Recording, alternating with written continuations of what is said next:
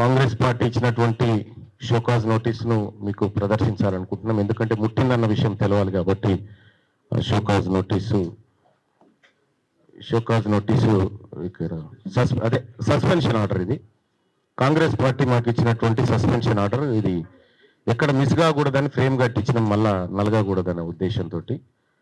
So దీంతో ఈ frame తోటే దీంతోటే బీసీలకు రాజ్యాధికారం ఎట్లా రావాలో చూపిస్తాం దీంతో. సో ఈ సస్పెన్షన్ ఆర్డర్ మాకు అందింది. ఇది